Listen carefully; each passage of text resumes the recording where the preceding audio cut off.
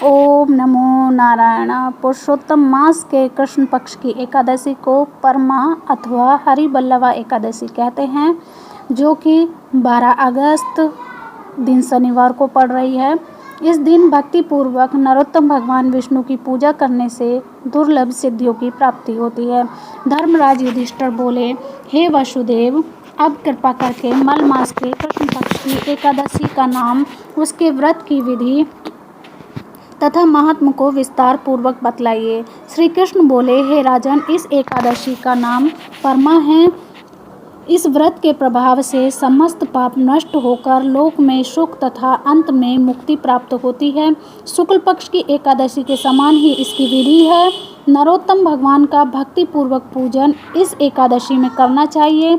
इस बारे में एक मनोहर कथा है जो कांपल्य नाम नगर में हुई। मैं तुमसे कहता हूँ, प्राचीन काल में कांपल्य नामक रमणीक नगर में सुमेधा नाम का एक अत्यंत धर्मात्मा ब्राह्मण रहता था। इसकी स्त्री भी अत्यंत पतिव्रता थी, परंतु दुर्भाग्यवश वे अत्यंत दरिद्र थे। अनेक मनुष्यों से भिक्षा मांगने पर भी उनको भिक्षा नहीं मिलती थी। इस कारण भली प्रकार भोजन, वस्त्र और रहने को स्थान तक नहीं था।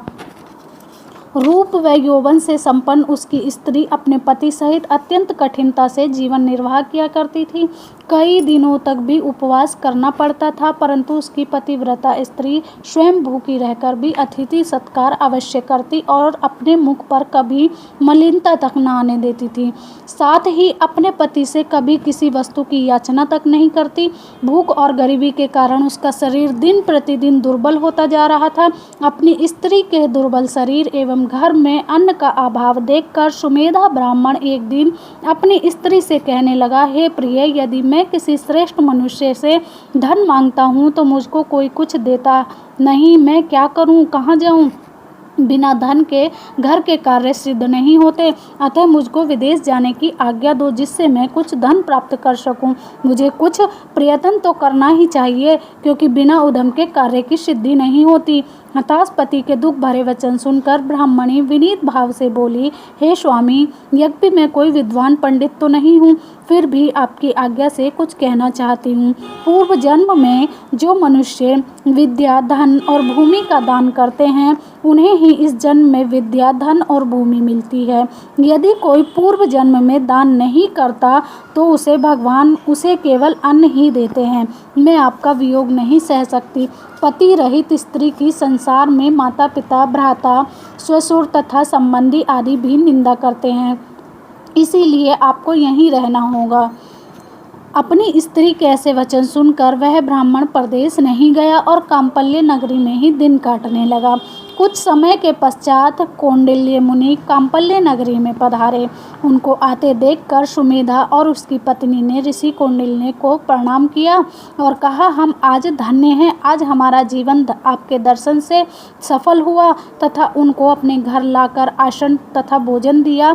भोजन के पश्चात उस पतिव्रता स्त्री ने मुनि से पूछा, हे मुनि, आप मुझे दरिद्रता का नाश करने का कोई उपाय बतलाइए। मैंने अपने पति को परदेश में धन कमाने जाने से रोका है। मेरे भाग्य में आप आ गए हैं। मुझे पूर्ण विश्वास है कि अब हमारी दरिद्रता दूर हो जाएगी। आप हमें दरिद्रता मिटाने वाले किसी व्रत के बारे में बतला दीजिए। कौंडिल्य ऋषि को ब्राह्मण दंपति पर दया आ गई और वह बोले, हे देवी, मल मास के कृष्ण पक्ष की परमा एकादशी के व्रत से समस्त पाप, दुख और दरिद्रता आदि नष्ट हो जाते हैं। जो मनुष्य इसका व्रत करता है वह धनवान हो जाता है। इस व्रत में नृत्य, गायन और भजन कीर्तन सहित रात्रि जागरण करना चाहिए। कुबेर को महादेव जी ने इस व्रत के कारण धनाधिपति बना दिया था। इस व्रत के प्रभाव से सत्यवादी राजा हरिश्चंद्र को पुत्र, स्त्री और राज्य प्राप्त हुआ था। तत्पश्चात मुनि ने उसको एकादशी के व्रत की समस्त विधि बतलाई। मुनि ने व्रत का विधान बतलाने के बाद कहा, हे ब्राह्मणी, पंचरात्रि व्रत इससे भी अधिक उत्तम है। परमा एकादशी के दिन प्रातःकाल नित्य क्रम से निवृत्त होकर विधि पूर्वक पंचरात्रि व्रत आरंभ किया जाता है। जो मनुष्य 5 दिन तक निर्जल व्रत करते हैं वे अपने माता पिता और स्त्री सहित स्वर्गलोक को जाते हैं। जो 5 दिन तक संध्या को केवल एक समय भोजन करते हैं वे स्वर्ग को जाते हैं। जो मनुष्य स्नान करके 5 दिन ब्राह्मणों को भोजन कराते हैं उन्हें समस्त संसार को भोजन कराने का फल मिलता है। इस व्रत में जो घोड़े का दान करता है उन्हें तीनों लोक दान करने का फल मिलता है। जो मनुष्य उत्तम ब्राह्मण को तिल सहित दान करते हैं वे तिल की संख्या के बराबर विष्णु लोक में रहते हैं। जो घी का पात्र दान करते हैं वे सूर्यलोक को जाते हैं। जो 5 दिन तक ब्रह्मचर्य पूर्वक रहते हैं वे देवांगनाओं के साथ स्वर्ग में भोग करते हैं। हे पवित्रे, तुम अपने पति के साथ इस व्रत को करो, इससे तुम्हें पर्याप्त धन और समृद्धि सिद्धि प्राप्त होगी और अंत में पति सहित स्वर्ग को जाओगी। कौंडिल्य मुनि ने कहे अनुसार ब्राह्मण दंपत्ति ने 5 दिन परमा एकादशी का व्रत किया। व्रत समाप्त होने पर उसने देखा कि एक राजकुमार अपने सेवकों सहित उसके सामने खड़े हैं। राजकुमार ने ब्रह्मा की प्रेरणा से एक सुंदर नवीन मकान जो कि सब वस्तुओं से सजा हुआ था रहने के लिए उन्हें दे दिया। साथ ही राजकुमार आजीविका के लिए एक ग्राम देकर अपने महल को चले गए। वे दोनों इस व्रत के प्रभाव से अपनी संतानों सहित अनंत सुख भोग कर अंत में स्वर्गलोक को प्राप्त हुए। जो मनुष्य परमा एकादशी का व्रत करता है उसके समस्त तीर्थों में दान आदि का फल मिलता है। जिस प्रकार संसार में 2 पैरों वाले में ब्राह्मण, 4 पैरों वालों में गौ, देवताओं में इंद्रराज श्रेष्ठ हैं, उसी प्रकार महीनों में अधिक यानी कि लौन मास उत्तम है। इस महीने में पंचरात्रि व्रत अत्यंत पुण्य देने वाला है। इस महीने में पद्मिनी और परमा दोनों ही एकादशियां श्रेष्ठ हैं। उनके व्रत से समस्त पाप क्षीण हो जाते हैं।